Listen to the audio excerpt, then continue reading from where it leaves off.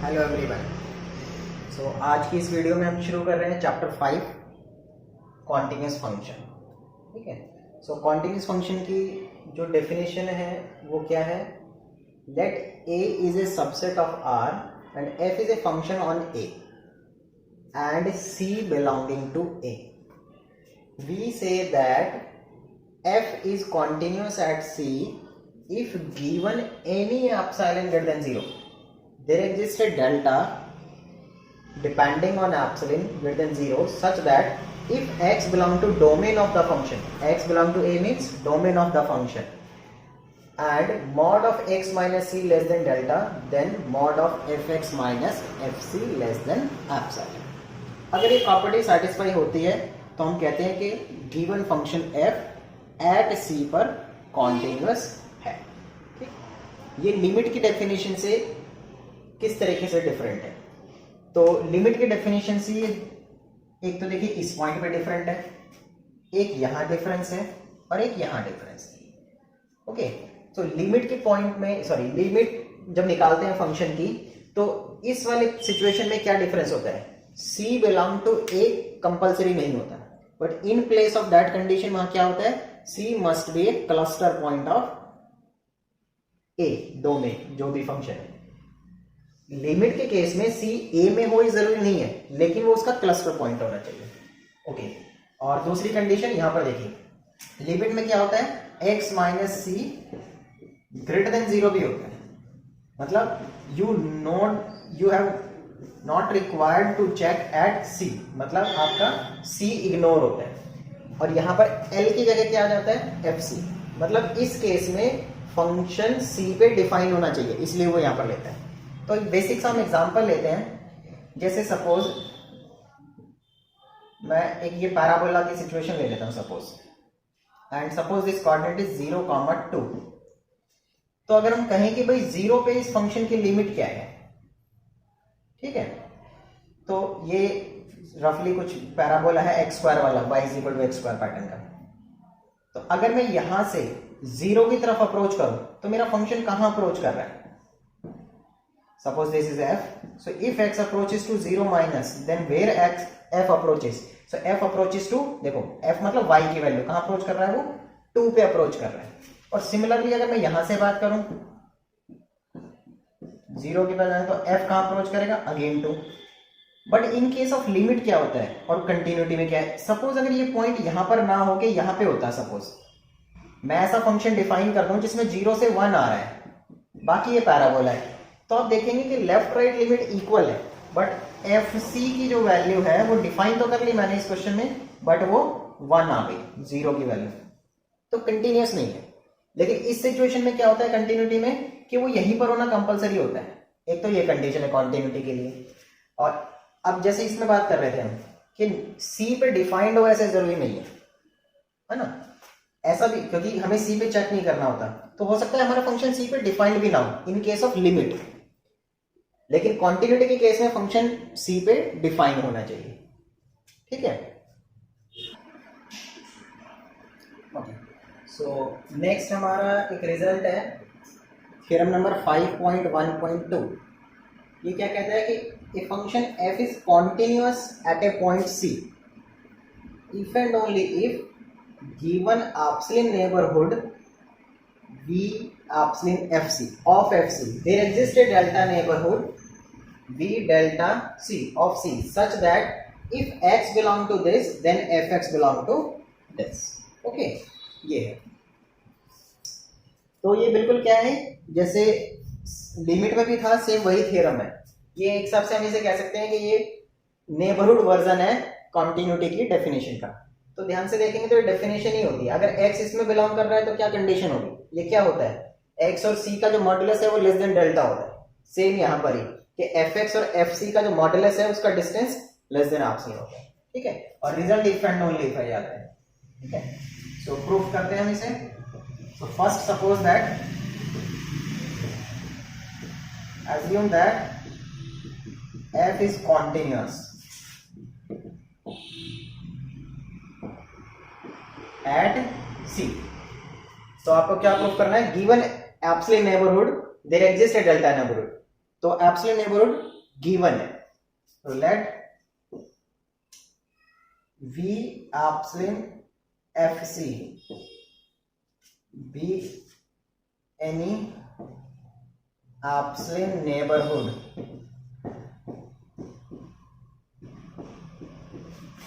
Of F C for some, obviously यहां पर absolute है तो नेबरहुड में एब्सोल्यूट पॉजिटिव होता है, for some absolute greater than 0। अब हम कॉन्टिन्यूटी की डेफिनेशन यूज करते हैं जो गिवन दिया है कि कंटिन्यूअस है। Since f is continuous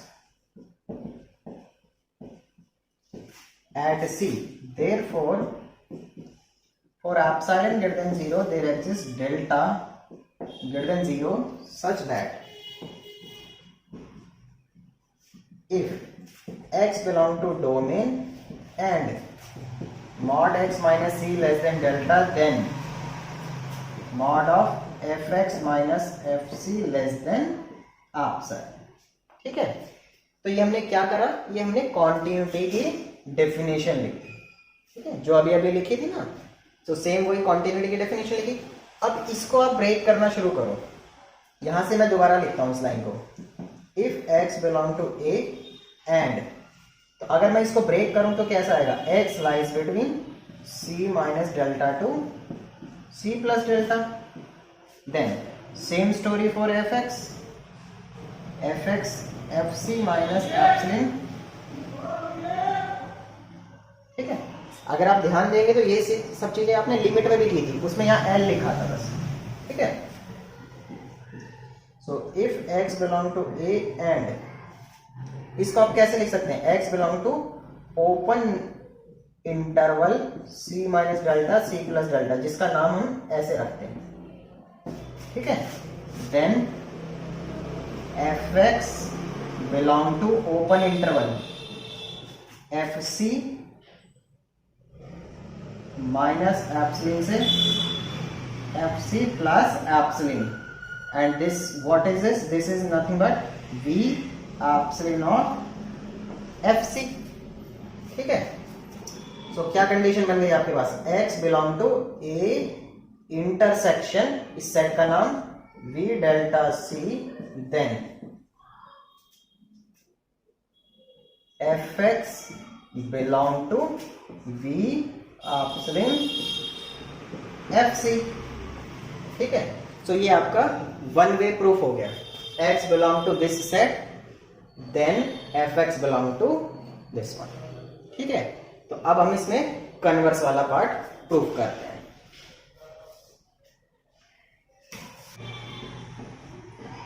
converse, सो आपको एज्यूम क्या करना है, इफ एंड ओनली के बाद वाला पार्ट है ये सब एज्यूम करना है, और प्रूफ क्या करना है कि कॉन्टिन्यूअस है।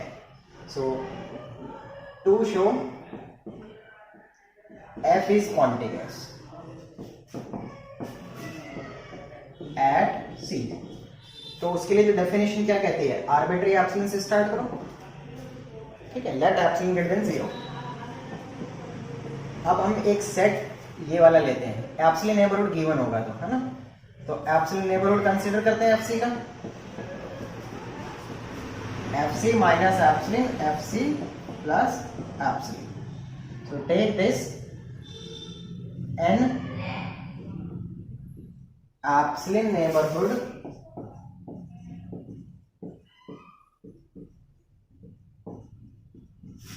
of fc।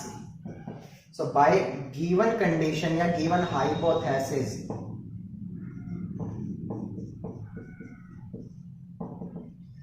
इसमें क्या लिखा है कि अगर आपके पास एप्सिलॉन नेबरहुड है fc का तो डेल्टा नेबरहुड मिलेगा।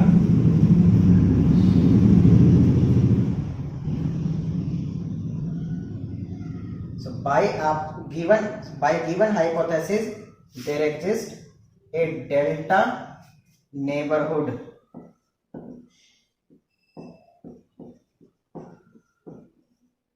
और डेल्टा नेबरहुड का नाम क्या रखते हैं, v डेल्टा c of c, such that if x belong to a intersection v delta c, then fx belong to v epsilon fc। तो ये हमारा गिवन कंडीशन आ गई। अब इसको हम थोड़ा सा ओपन कर लेते हैं। तो डेफिनेशन वर्जन ही है, बस थोड़ा सा क्या है सेट की फॉर्म में लिखा होता है। अब इसको अगर ओपन करोगे तो क्या मिलेगा, c minus delta c plus delta. Then इसमें क्या है, इसमें भी वही है, fx कहाँ बिलोंग कर रहा है, fc minus epsilon fc plus epsilon. ठीक है ना। इसको आप कैसे लिख सकते हो, x lies between c minus delta to c plus delta. और नेक्स्ट स्टेप में आप चाहें तो क्या कह सकते हैं, mod of x minus c is less than delta. और इसको क्या कहोगे कि fx lies between fc minus epsilon fc plus fc minus epsilon इधर प्लस। और इसको लिखेंगे fx minus fc less than epsilon. अब ये किसकी डेफिनेशन है, देखो for any epsilon greater than 0 हमारे पास एक डेल्टा मिला सच दैट कि x अगर डोमेन में है mod x minus c less than delta है तो ऐसा होगा। तो ये किसका डेफिनेशन है, कॉन्टिन्यूटी का। f is continuous at c। ठीक है, सो ये इसका complete proof. Okay, sequential criteria of continuity.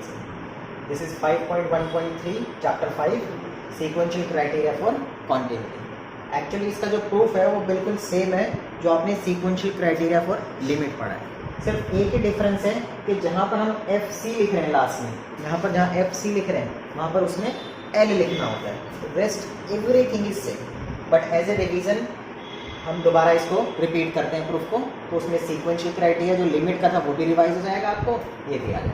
ठीक है, सो देखिए इसमें क्या लिखा है, a function f is continuous at c if and only if for every sequence xn in a that converges to c the sequence fxn converges to fc। Sequential criteria में क्या difference होता था, सिर्फ दो जगह डिफरेंस होता था। एक तो यहाँ पर हम बोलते थे कि उसकी लिमिट एग्जिस्ट है, वो क्लस्टर पॉइंट है, एक्सन ए में है, सी के इक्वल नहीं है, सी पे कन्वर्ज करता है, और एफ एक्सन एल पे कन्वर्ज करता है। ठीक है, कुछ सिंबल्स चेंज हुए हैं, रेस्ट इज सेम। तो इसका प्रूफ देखते हैं हम फिलहाल कैसे चलेगा। तो हमने फर्स्ट एज्यूम कर लिया कि हमारा फंक्शन कॉन्टिन्यूअस है सी पॉइंट पे। तो देखिए assume that F is continuous at C. अब आपको प्रूफ क्या करना है, for every sequence xn which converts to c fxn converts to fc। तो अगर आप इस लैंग्वेज की ध्यान दें तो इस लैंग्वेज का मीनिंग है कि आपको ये सीक्वेंस लेट करके चलना है। ठीक है, so let xn B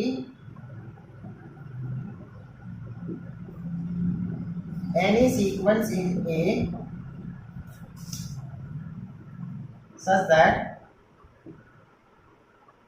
limit of the sequence is C. ठीक है, ये आपने एज्यूम कर लिया। अब आपको शो क्या करना है, इसमें क्लियरली लिखा है क्या शो करना है कि एफ एक्स एन जो फंक्शन है, जो सीक्वेंस है, उसकी लिमिट एफ सी होगी। ठीक है, तो एक ये सीक्वेंस है, सीक्वेंस की कन्वर्जेंस के लिए हमें क्या करना होता है, for every epsilon greater than 0 there exist natural number k, है ना। तो हम एप्सिलॉन से शुरू करते हैं, that epsilon greater than 0 be given. Okay, अब हमें k ढूंढना है, तो कैसे ढूंढें, तो हमारे पास दो इंफॉर्मेशन है, f की कॉन्टिन्यूटी और इस सीक्वेंस की लिमिट। तो हम पहले f की कॉन्टिन्यूटी का यूज कर रहे हैं। Since f is continuous at c, therefore for epsilon greater than 0 there exists a delta greater than 0 such that if x belong to domain and mod x minus c lies with, if mod x minus c less than delta, then mod of fx minus fc is less than epsilon. Okay, so this is the definition of continuity. अब हम use करते हैं इस situation का, limit का। since limit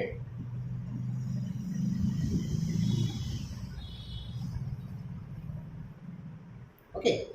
so next अब हम use कर रहे हैं xn की कन्वर्जेंस का। Since limit n tends to infinity xn is equal to c, therefore for delta greater than 0। देखो ये भी एक सीक्वेंस है, तो इस सीक्वेंस में क्या होगा, for every epsilon there exist a natural number. तो जो एप्सिलॉन लेते हैं उसकी जगह हम डेल्टा नाम ले रहे हैं, क्योंकि डेल्टा ऑलरेडी हमारे पास है और कन्वर्जेंस भी पता है। So for delta greater than 0 there exist a natural number, and obviously it is depending on delta. There exists natural number such that if n is greater than k, then mod of xn minus c is less than delta. Okay. अब अगर हम इस condition का use करना चाहें तो क्या होगा, xn minus C less than delta. और यहां पर क्या लिखा है कि अगर कोई भी नंबर x a में है और x minus C less than delta है, तो इस x को यहाँ f में और इस c को इस f में लिखा जा सकता है। मतलब इन दोनों का डिफरेंस लेस देन एप्सिलॉन हो जाएगा। मतलब हम क्या देख रहे हैं कि इन दोनों वैल्यूज के ऊपर f ऑपरेट कर सकते हैं। मैं दोबारा रिपीट करता हूं, तो हमें क्या देखना है, if x belong to a and mod x minus C less than delta, तो इन दोनों नंबर्स पे x और c के ऊपर f ऑपरेट कर सकते हैं। तो आप यहां पर देखो xn a में है, ये गिवन दिया था ऑलरेडी, हमने लेट भी दिया था यहाँ पर xn एनी सीक्वेंस में, तो ये a में है, ये c है, और इन दोनों का डिफरेंस लेस देन डेल्टा है। तो हम इन दोनों को क्या कर सकते हैं, फंक्शन में लिख सकते हैं। और जब डेल्टा है और फंक्शन में लिखेंगे तो क्या हो जाएगा, लेस देन एप्सिलॉन। एंड ये कैसे हुआ, by equation number 1। So what we conclude, we conclude that limit of the sequence fxn is fc at n tends to infinity. तो ये इसका वन वे पार्ट हो गया, ठीक है। अब हम इसका कन्वर्स करते हैं, देखिए कन्वर्स कैसे करेंगे।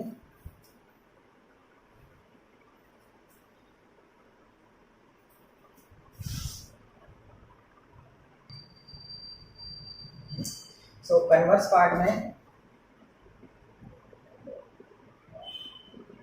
ये सब हमने गिवन मान लिया कि xn sequence and so on. So assume that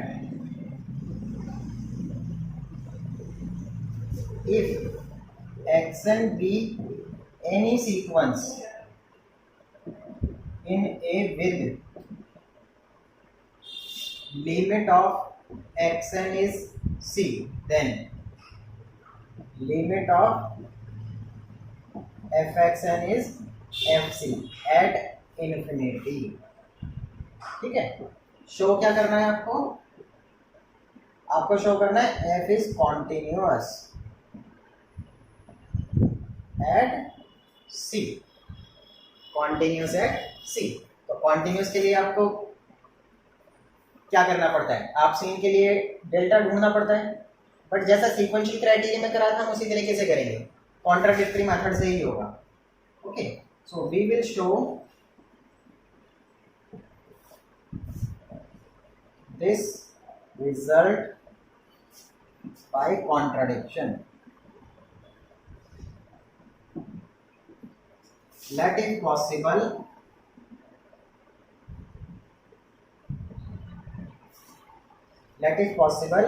f is not continuous, f is not continuous at c। तो अब नॉट कंटिन्यूस की डेफिनेशन अप्लाई करिए। तो नॉट कंटिन्यूस की डेफिनेशन क्या है, this implies for some epsilon greater than 0। Some का मतलब कोई एक मिलेगा, एक मिनिमम मिलेगा कांस्टेंट टाइप का, तो कांस्टेंट का फीलिंग देने के लिए यहाँ एक सबस्क्रिप्ट डाल देते हैं। मैंने एप्सिलॉन नॉट डाला 0, आप एप्सिलॉन 1 पे लिख सकते हैं। So for some epsilon not greater than 0 and for any delta greater than 0 there exists x belong to A with mod x minus c less than delta and mod of fx minus fc is greater than equal to epsilon not.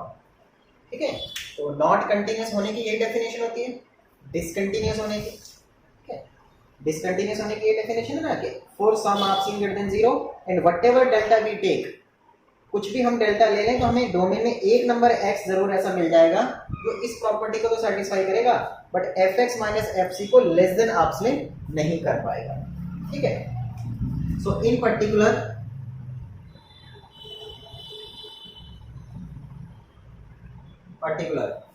Take delta is equal to, अब delta को हम different different numbers लें तो देखो क्या होगा। अगर मैं डेल्टा को 1 ले लूं तो मुझे कोई एक नंबर मिलेगा, मैं उसका नाम x1 रख दूंगा। आप पहले इस डेफिनेशन को अच्छी तरह समझ लें, क्योंकि अगर ये लाइन आपको क्लियर हो गई तो आगे वाला प्रूफ आसान लगेगा। इसमें क्या लिखा है, आप डेल्टा को कुछ भी एज्यूम कर लीजिए, है ना। इसमें देखो क्या लिखा है, आप डेल्टा को कुछ भी एज्यूम कर लीजिए, डोमेन में एक नंबर जरूर मिलेगा जो इस कंडीशन को सेटिस्फाई करेगा और इसको ग्रेटर देन बनाएगा। तो अगर मैं डेल्टा को 1 ले लूं तो एक नंबर डोमेन में मिलेगा, उसका नाम सपोज मैं 1 रख लेता हूँ x1, तो कैसा हो जाएगा x1 minus C less than delta fx1 minus fc greater than epsilon not. अगर मैं डेल्टा को 1/2 रख लेता हूँ तो दूसरा नंबर मिलेगा, उसका नाम x2, फिर डेल्टा को 1/3 1/4 ऐसे करते जाएंगे तो आपको एक सीक्वेंशियल पैटर्न मिल जाएगा। तो PMI से हम कहते हैं कि डेल्टा को हम 1/n टाइप का ले लेते हैं और n नेचुरल नंबर। ठीक है, तो take delta is equal to this, then what we have mod of xn, then there exists xn belong to A with mod of xn minus c is less than delta, delta क्या है 1/n, and mod of fxn minus fc is greater than equal to epsilon naught। अब यहाँ पर देखिए क्या हो रहा है, as n tends to infinity we have, क्या हुआ, अगर मैं n को इन्फिनिटी पे बढ़ाता जाऊं तो ये वैल्यू 0 पे अप्रोच करेगी, और ये वैल्यू 0 पे अप्रोच करने का मतलब क्या हुआ कि this less than 0, so it means xn approaches to c and fxn doesn't approaches to fc। why this not approaches to fc, क्योंकि ये दोनों डिफरेंस तो ग्रेटर देन एप्सिलॉन नॉट ही रहेंगे, ये तो कभी उससे लेस नहीं हो सकती, है ना। तो हमें क्या conclusion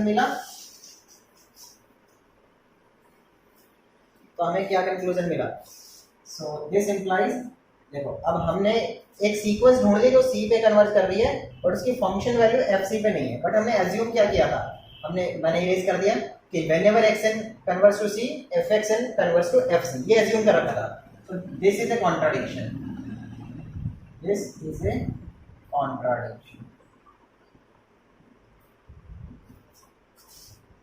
to the given hypothesis।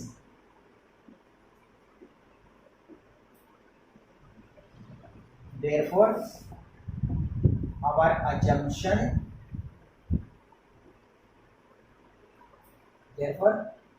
our assumption